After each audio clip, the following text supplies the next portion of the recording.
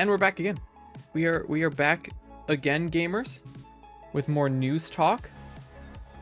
Casually, of course, as we do. Music a little loud. We're gonna lower that music a little bit.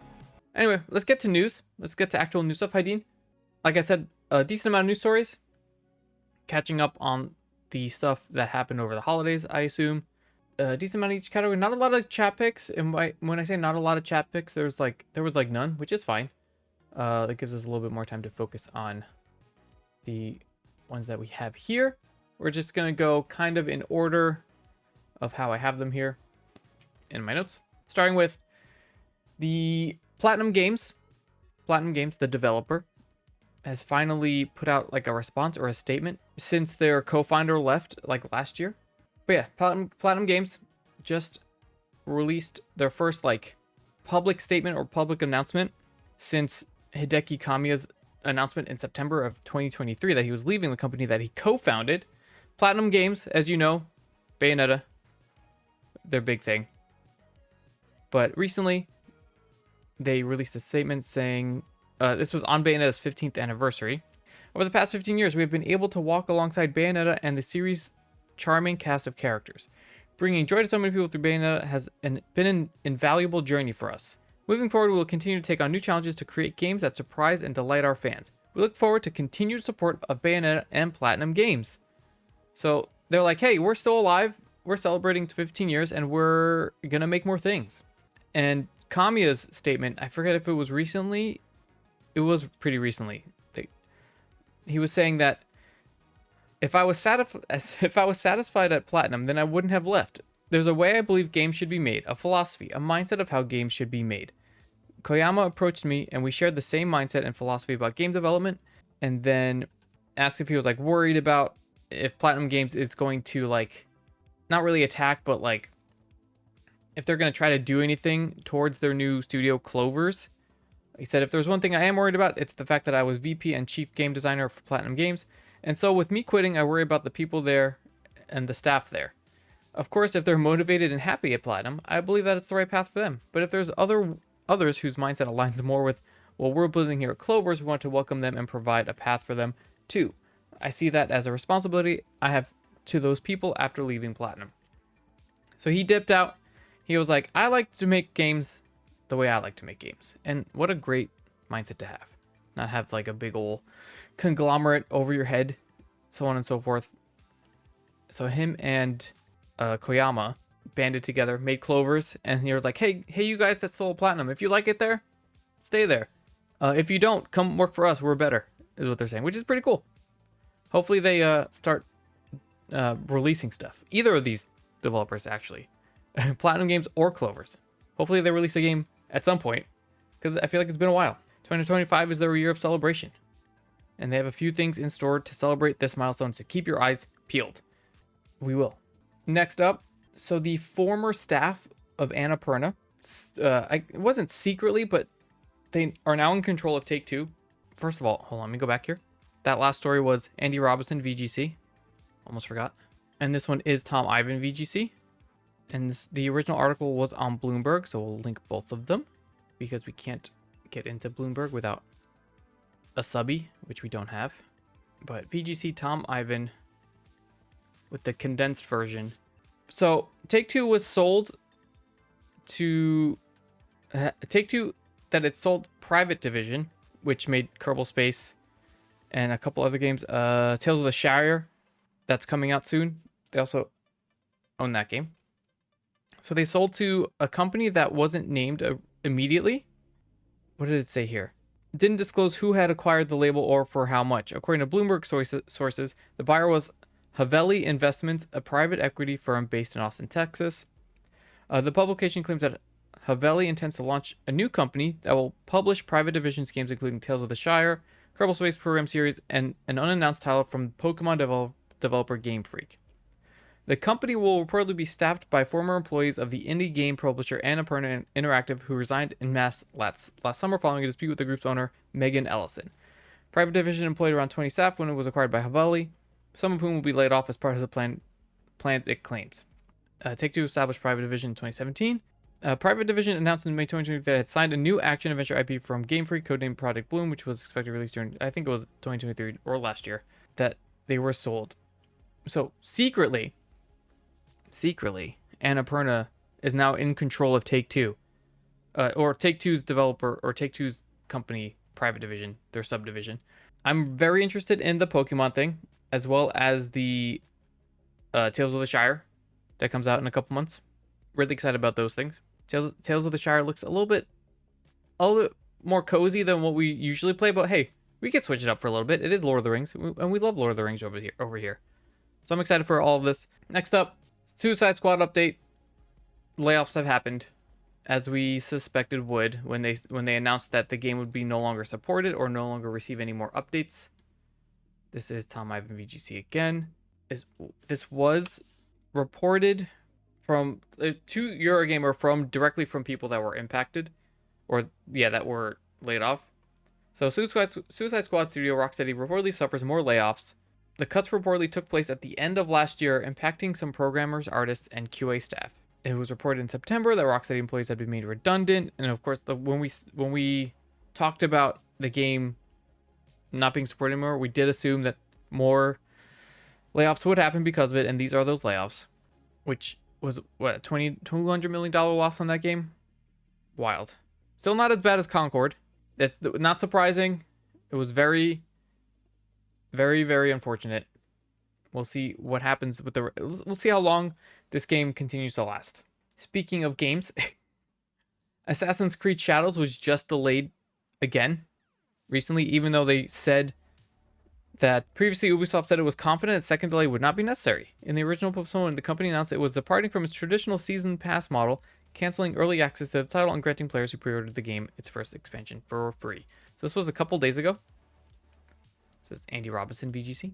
That Assassin's Creed Shadows is delayed another month to better incorporate the player feedback gathered over the past 3 months and to help create the best conditions for launch by continuing to engage closely with the increasingly positive Assassin's Creed community. This was a statement from Ubisoft.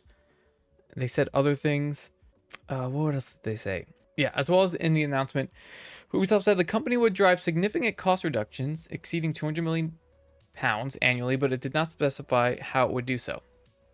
Gilmont, the co-founder and CEO, said, "We have taken decisive steps." This is such like capitalist jargon here in this section.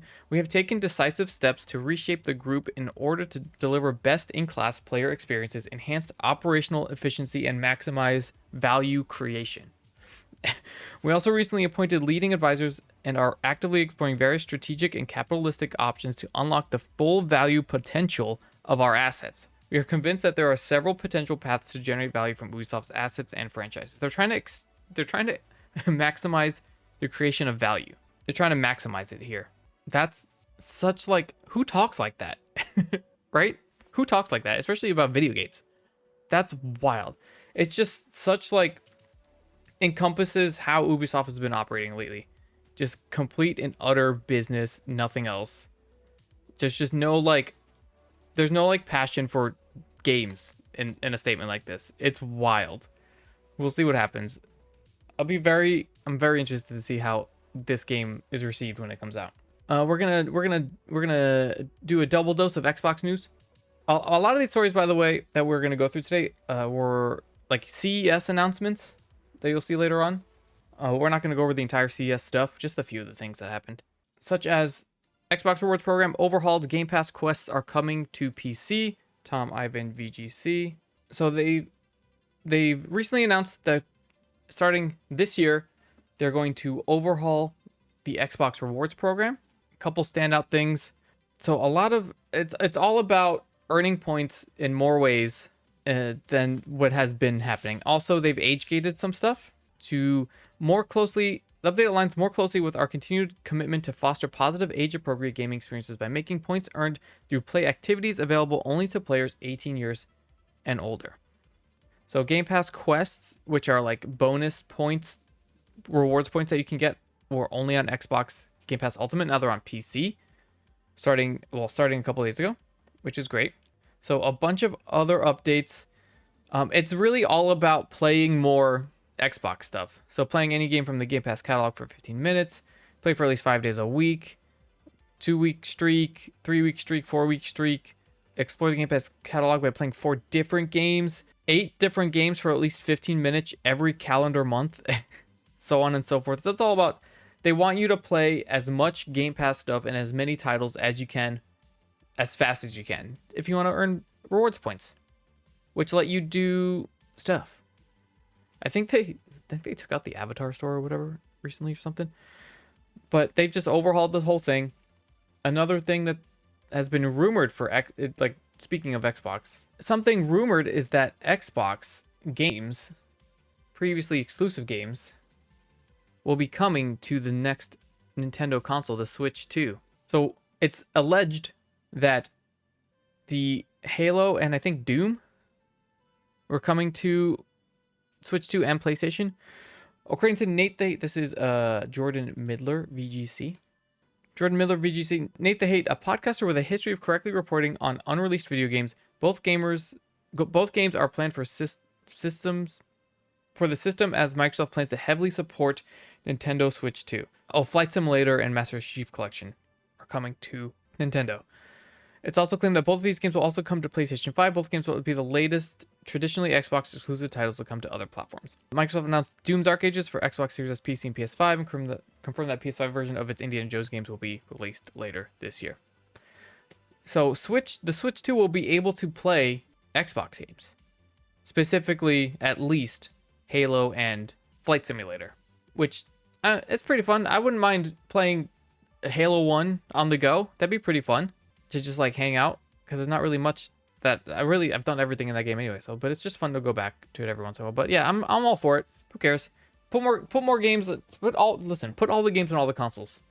Fuck it. Who cares? And hopefully this happens sooner than later. Last of the bigger stories, the Marvel Rivals Season 1 update is here as of last night. So they made a bunch of updates. There's some patch notes that we're going to go through as well. This is Jordan Midler, VGC. Let me open up the patch notes as well. So I believe all 4 of the Fantastic Four have been released. Okay, so Season 1, Eternal Night Falls, which has already launched. The vampire-themed season will introduce new characters in the form of the Fantastic Four, who will be battling against the forces of Dracula. Did anyone see the teaser for the season? Let me put that up. Let me pull that up. That's not at all. There we go. They released a teaser for the season a few days ago. Come on. Yeah, there's a little trailer. Let's watch this trailer. It's a minute long.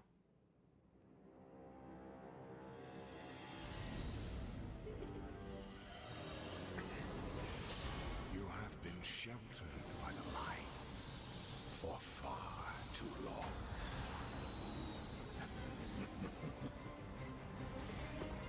The time has come for darkness to reign. It's Dracula in Marvel. Oh no, Doctor Strange has been trapped. It's the Thing. He looks little.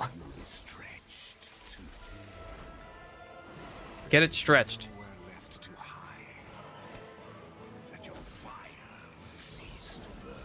It's the 4.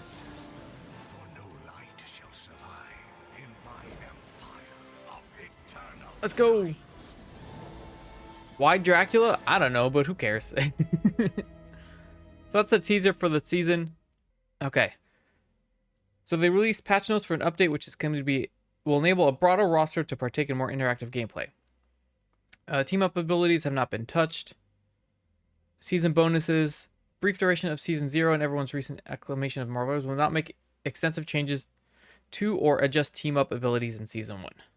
So they made a minor adjustments to existing team up values. And then the full patch notes, we'll go over a little bit. We make bigger here.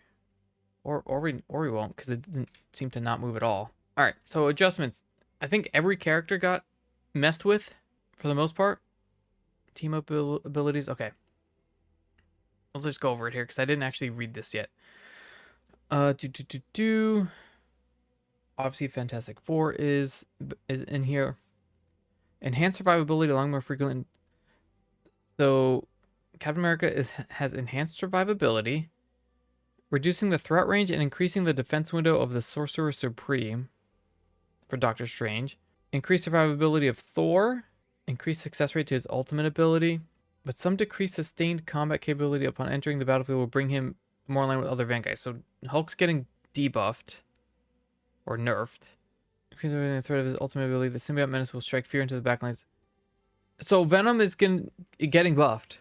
That's wild. Venom's getting buffed. Decreasing Black Panther survivability. Thank you. Mentioning the optimization and valuing the abilities will slightly increase to the threat of her ultimate ability. Increase the range of the first effect of Edge Dancer from 3 meters to 5 meters. Okay, Black Widow got buffed a little bit. They're nerfing Hawkeye, decreasing the minimum long-range damage capability, reducing the threatening combat radius, and slightly improving the close combat resistance for the Avenging. Reduce the spread angle between every 2 blast arrows. Okay, that's fine. I like that. I like reducing the spread. Reduce the triggering distance of passive ability Archer's focus from 60 meters to 40 meters, reducing the maximum additional damage from the passive. Okay. I'm not a fan of that. But it's fine. Hela's getting nerfed. Her base health is dropped, increasing her threat after unleashing magic's damage getting buffed. Moon Knight's ult is going to be buffed. So 4 more talons and a larger explosion. Optimizing the throwing feel of Namor's eggs. Okay. More accurately throw them to the distance to the desired location. Okay, that's fine. More options for other heroes to counter the Demon Slayer's ultimate. The ultimate will check for barriers, including Magneto's Hulk's indestructible guard. Okay. Punisher, decreasing damage of weapons. Reduce the spread of deliverance. Okay. Scarlet Witch is getting buffed. Whoa, that's a pretty big buff for Scarlet Witch. Storm needs a huge buff. Let's see. Weather Witch needed an overall increase their damage capability while optimizing the field for left click projectile and increase. Okay. More range, more damage. Okay. Storm might be viable soon. Squirrel Girl is getting buffed, or the ultimate is getting buffed. Squirrels will rush towards the nearest enemy after bouncing instead of bouncing randomly. Okay, that's going to be pretty nuts. Decreasing Bucky's long-range combat strength, increasing his survivability in medium close range. Okay. Nothing for... Okay, we're going to see here. Wolverine's getting buffed health and reduced damage reduction. Alright, Cloak and Dagger. Increase their healing capability as well and expansion. Okay. More dashes in the ultimate. Okay, so we get 4 dashes now. Okay, Jeff will be adjusting the range for his ultimate ability so it now better fits the warning marker. In addition, while also increasing his healing capability. So his ultimate range from a 10-meter sphere to a 10-meter radius, 5-meter high cylinder. Okay. Cylindrical spell field. Okay. Awesome. But increases his healing. Luna's ability to prevent players from abusing. Increase the interval for switching. Okay, so they're adjusting for people spamming buff and heal. Mantis a bit less fleet-footed, reducing her roaming support capability. Rocket has more heals, and then team-ups we don't really... Oh, hold on. Namor's Frozen team-up is buffed. Season bonus... Okay. Reducing season bonus. Okay, a decent amount. Maybe we'll play later. Like late tonight to see how it all feels. But moving on to the smaller, quicker newses. So there has been an update, or not an update, but an announcement about a feature being removed in Elden Ring Night Rain. Feature not very used by me specifically, but a lot of people use it. It's leaving messages. This is Jordan Miller, VGC, like I said. So they're saying that because there's like 40-minute spurts that you're playing this game, there's not enough time to leave a message or read messages, so they took messages out of the game. You can still see ghosts of people running around and getting murked and stuff, but you're not able to drop messages on the floor like used to be, which is fine. This seems to be like just a completely different style of game than what we've been used to from FromSoft. Cannot wait for it to come out. Next, was Minecraft 2 announced? Maybe? Jordan Miller, VGC. So not so much exactly Minecraft 2, but Notch, who was the original creator of Minecraft, did mention that he's trying to work on a new spiritual successor to Minecraft. But he did say, I basically announced Minecraft 2. He asked for a poll of what game the people would like him to work on, and they said Minecraft 2. I thought that maybe people actually do want me to make another game that's super similar to the first one. I'm loving working on games again. I don't super duper care exactly what game I make first, or even if I make, but I do know, what does it say? I do know I'm making one, so I figured I'd absolutely be willing to give it an honest shot in the form of a spiritual successor to Minecraft and put up a poll about it. So he laments the fact that spiritual successors have over the course of gaming history not done too well, but he wants to give it an honest try. Hopefully something fun does come out of it. I wonder if whatever he makes can take down the top selling game ever, like of all time. Be pretty cool to see. Next, sales figures on Resident Evil 4 Remake. They just reached the top 10 Capcom bestseller list, I think. Is now sold over 9 million copies since its release in March 2023. The company has announced that means that in less than 2 years, the remake has entered Capcom's top 10 best-selling games ever and potentially already outsold Resident Evil 3's remake, Resident Evil 6, and Resident Evil 5. This is Andy Robinson, VGC. To reach 9 million sales, Resident Evil 4 would have sold at least 1 million copies in its 8 quarters on sale. Previous best performers in that same window were Resident Evil Village and Resident Evil 7, which is pretty nuts, considering I prefer those games. Or like 4 and 2. I think 2 is still their top seller overall. Released in 2020, as of September, it sold 14.5 million copies, which is more than any other series entry. Its Resident Evil 3 remake followed in April 2022, has sold 9.2 million copies. So Resident Evil 4 remake doing numbers, at which, like, what do you expect? You know, it's Resident Evil 4. It's the what most people consider the best Resident Evil game. Next, we talk a lot about layoffs and stuff like that, but Shift Up, the developer of Stellar Blade, actually gifted its employees or I don't know how many, but a decent amount of its employees PS4 Pros and a $3,400 bonus. Look at all those PS5 Pros and an end of year bonus of $3,400, about that much in won, which is crazy. And all they've really released is Stellar Blade for the most part recently. It's wild. That's so many PS5 Pros. There's so many of them. It's a pyramid of PlayStations. Look at that. So I think they said Stellar Blade just passed 1 million sales or 1 million copies. What was it? Where did I see that? Stellar Blade was released for PS5 last year. Shift Up has claimed that sales of the game has exceeded 1 million units worldwide, which is a lot.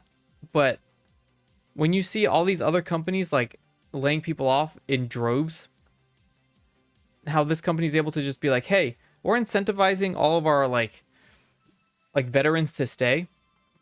Here's a brand new PlayStation 5 Pro and $3,400. So you could buy all of your friends a PlayStation 5 Pro as well. Just some nice news in a climate of really horrible gaming news overall. A couple of like alternate media announcements at CES. This is Jordan Miller, VGC. A Ghost of Tsushima anime was announced. I think it was by Toyama. No. Aniplex and Crunchyroll have announced that they're going to make I think focusing more on Tsushima Legends. But hey, I'll watch it. Who wouldn't watch an anime based on this IP? This is a great IP. And Tsushima Legends, I didn't play a lot of it. I played like maybe 5 hours of it. Like I think 1 or 2 sessions of that. But it was fun. It's like co-op objective stuff. Going fighting people. I thought it was a lot of fun. The next one is another announcement for movies though. Apparently a Helldivers and Horizon live action movies have been officially announced, which I'm so excited to see how Helldivers is going to compare to Starship Troopers, right? Because it's basically the same shit. Except maybe unless they focus more on the robots. Who knows? Or maybe it's just bugs in the first movie and they make another one with the robots. That'd be so super cool. I would love to watch even just like a series of Helldivers. That'd be so fun. But I want the production value of a movie. So yeah, Horizon would probably be really cool to see. That a Horizon movie will costs a lot of money. 100%. 100%. That's a lot of production value in that. But I'll watch either of those. And both of them. And the last story, a semi-big one, but not as big as to start to show it off with. There has been a lot of leaks on the Nintendo Switch 2 on the hardware itself, which I refuse to show because it's a leak. It's not official. But Nintendo has finally like commented or made a has addressed the amount of leaks at CES. I mean, this is Jordan Midler, VGC. So they're usually pretty quiet about these things. Nintendo, they usually just don't say anything, which tracks. But they finally said something. What they said is these images and videos are not official. That's what they said. So a rare acknowledgement of internet rumors from Nintendo. However, the scale of the leaked images and details of the next system may have prompted the company to respond. Nintendo's commented on these images in the Japanese publication Sankei. These images and videos are not official. They haven't said anything's been false or anything's true, just that it's not official. So keep that in mind, gamers. But that's basically it for this week. Kept it around 30 minutes. But a lot of stuff. A lot of stuff. I'm very excited about the Rivals update, the potential for Halo to be on a Switch and PlayStation even. And I think that's going to be it for news for today. Thanks to everyone that hung out for live news. Thanks to the people in chat/Discord for suggesting chat picks. I mean, it wasn't a lot this week, but usually they do. And I'm a big fan of when chat does that. But until next time, that's it for casual gaming news this week.